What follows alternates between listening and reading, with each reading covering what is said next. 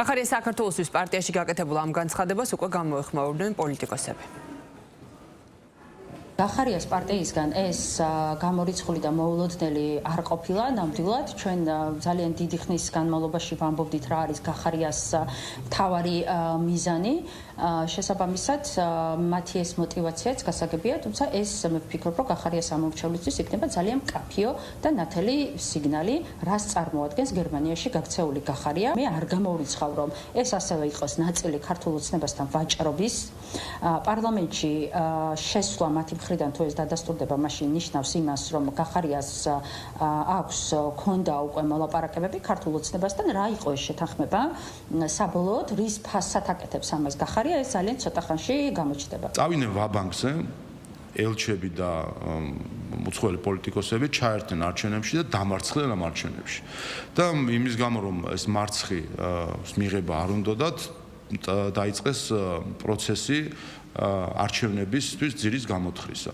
და ზუსტად მათი უცხოეთიდან ნაკარნახევი გეგმა იყო, რომ უარი ეთქვათ პარტიებს, რომლებმაც მიიღეს მანდატი საპარლამენტო მანდატზე, ჩაახსნევინეს ეს მანდატები და რაც მიიღეს საბოლოო ჯამში იმ პარტიებმა ნახეს, რომ შეუმცირდათ მხარდამჭერები ადგილობრივ თვითმმართველობის არჩევნებზე. უცხოელების დავალებით ჩახსნეს მანდატები და დაიწყეს მზადება ხელისუფლების დამხობისკენ და რევოლუციისკენ, ჩაეფუშათ ეს რევოლუციაც და დარჩნენ ახლა ასე მიგდებულები გარეთ.